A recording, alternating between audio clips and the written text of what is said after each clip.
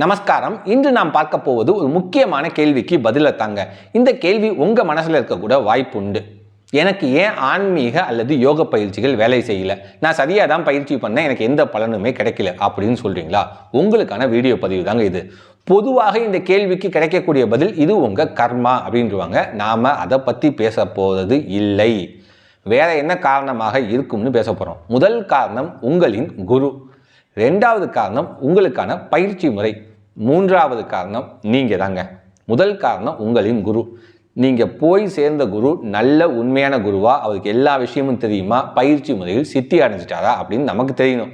உங்கள் குருவை கண்டுபிடிப்பது எப்படி அப்படின்னு நம்ம தனியாக ஒரு வீடியோ பதிவு பண்ணியிருக்கோம். அந்த வீடியோவை பாருங்கள், பல விஷயங்களை நீங்கள் தெரிஞ்சுக்கலாம். ரெண்டாவது பயிற்சி முறை. எல்லா பயிற்சி முறையும் எல்லோருக்கும் ஏற்றது அல்ல. சில பயிற்சி முறைகளை சிலரால் பயிற்சி பண்ண முடியாது. அதனால் உங்கள் குரு உங்களுக்கான பயிற்சியில் சில மாற்றங்கள் செய்யக்கூடும். சரிங்களா? மூன்றாவது நீங்கள் தாங்க காரணம். நியமங்களை சரியாக பின்பற்றணும். போய் தீட்சை வாங்குவதால் நீங்கள் ஆன்மீகத்தில் உயர்ந்துட மாட்டீங்க. வாங்கின தீட்சையை ப்ராப்பராக ப்ராக்டிஸ் பண்ணணும். உதாரணத்துக்கு காலையில் 6 மணிக்கு பயிற்சி பண்ணணும் அப்படின்னு சொல்கிறாங்க. காலையில் டிசிப்ளினாக 5:50க்குலாம் உட்காந்துடணும். உட்காந்து 6 மணிக்கு பயிற்சி ஆரம்பிச்சிடணும். நிறைய பேர் சாதனா மார்க்கத்தில் ஃபெயிலியர் ஆகிறதுக்கான காரணம் சோம்பேறித்தனம். இங்கே சோம்பேறித்தனம் கூட செகண்டரிங்க. அதை நியாயப்படுத்த ஒரு முயற்சி எடுப்பாங்க பாருங்களேன், அடடா சூப்பராக இருக்கும். எப்படின்னா, நாள் எனக்கு அந்த வேலை இருந்துச்சு, இந்த வேலை இருந்துச்சு, நான் அதை பண்ணேன், இங்கே போனேன், வெளியே போனேன், அதனால என்னால் காலையில் 6 மணிக்கு பயிற்சி பண்ண முடியல. என் மேலே தப்பு, என் சோம்பேறித்தனம் முதல்ல ஒத்துக்க பாருங்க. உண்மையை சொல்கிறவனுக்கு கூட மதிப்பு உண்டு.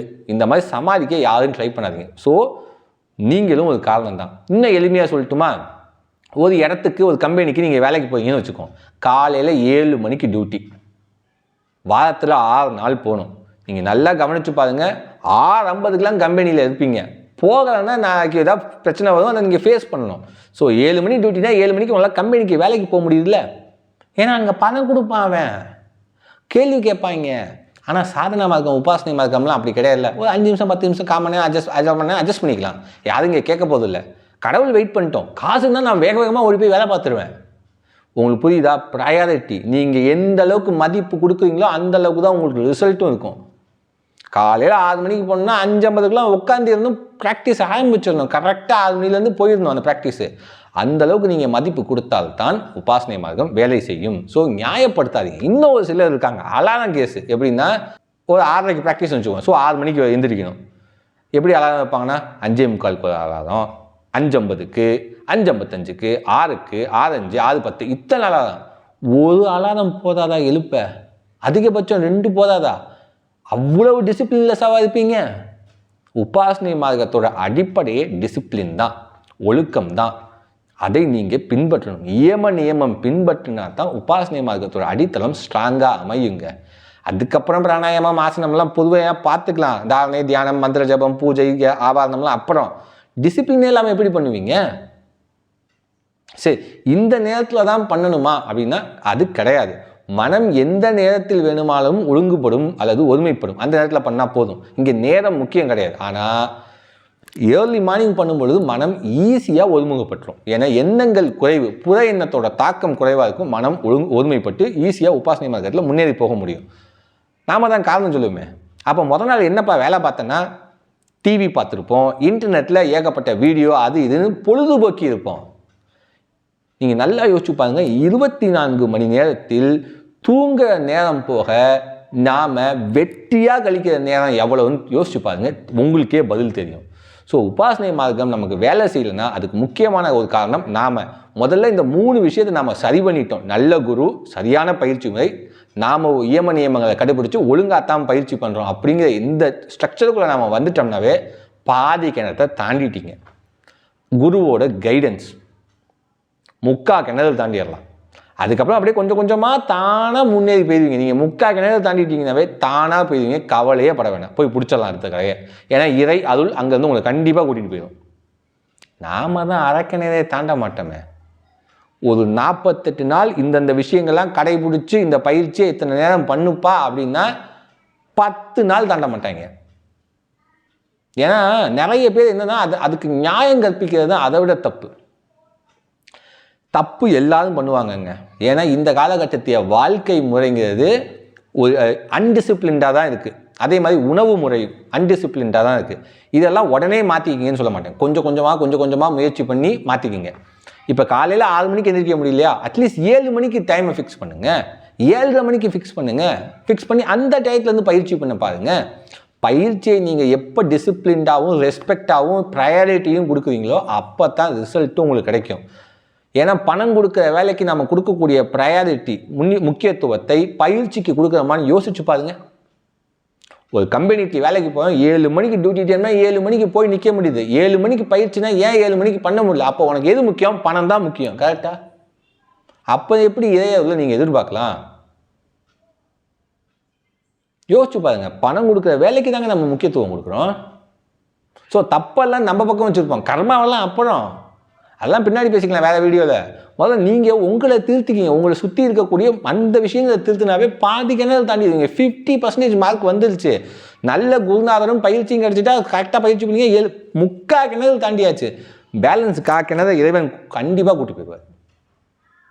ஸோ ஒரு உபாசனை மார்க்கமோ அல்லது ஆன்மீக யோக பயிற்சிகள் மார்க்கமோ ஏன் எனக்கு வேலை செய்யலைன்னா, தயவுசெய்து கர்மான்னு புலம்பாதீங்க. நம்ம கிட்ட இருக்கக்கூடிய குறைகளை சரி செஞ்சுக்கிட்டாவே போதும், அந்த பயிற்சிகள் நமக்கு முழுமையாக வேலை செய்யும். ஸோ இந்த குறைகள் எல்லாம் ஒரே நாளில் மாற்றுங்கன்னு நான் சொல்லவே மாட்டேன். ஏன்னா அது முடியாத காரியமும் கூட. கொஞ்சம் கொஞ்சமாக முயற்சி பண்ணுங்க, அது மாறிடும். 2வது, ஒரு தீட்சை வாங்கின ஆரம்ப காலகட்டத்தில் சூப்பராக ப்ராக்டிஸ் பண்ணுவாங்க எல்லாரும். பக்கா ப்ராக்டிஸ் இருக்கும். அப்படியே உட்காந்துக்குவாங்க. ஏதோ 10 வருஷம் 5 வருஷம் இப்படியே உட்காந்துக்கிறது, குத்துக்கள் ஆட்டம். உங்கள் தீட்சை கொடுத்த குருநாதர் என்ன சொல்கிறாரோ அதை கரெக்டாக ஃபாலோ பண்ணுங்கள். அவர் சொன்னதுக்கு மேலே 1 இன்ச்சு வேணாம், 1 இன்ச்சு குறைக்கவும் வேணாம். அவர் சொன்னதை அப்படியே கரெக்டாக ஃபாலோ பண்ணுங்கள். அப்படி உட்காந்து மந்திரம்லாம் ப்ராப்பராக பண்ணுவாங்க. ஒரு 30 நாள் 40 நாள் 50 நாள் கிடைக்கும். அப்படியே கொஞ்சம் கொஞ்சமாக குறைஞ்சி ஒரு 4-5 மாதத்தில் பண்ணுறதே விட்டாட்கள் தான் பல பேர். முதல் 2 மாதம் அல்லது 3 மாதம் ஈஸியாக கடந்துடலாம். 2 மாதம் எனக்கு தெரிஞ்சு ஈஸியாக கடந்துடலாம்.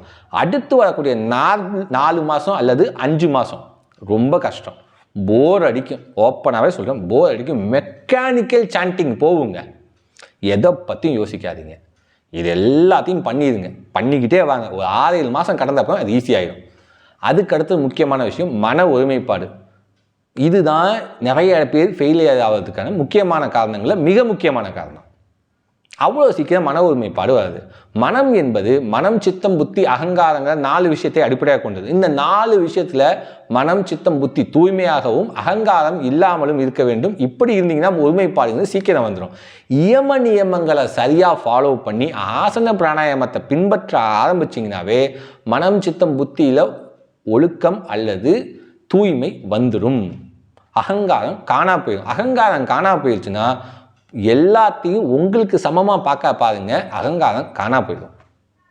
அவன் மேலே, நான் கீழே, நீ இப்படி அப்படி. Treat every one equally.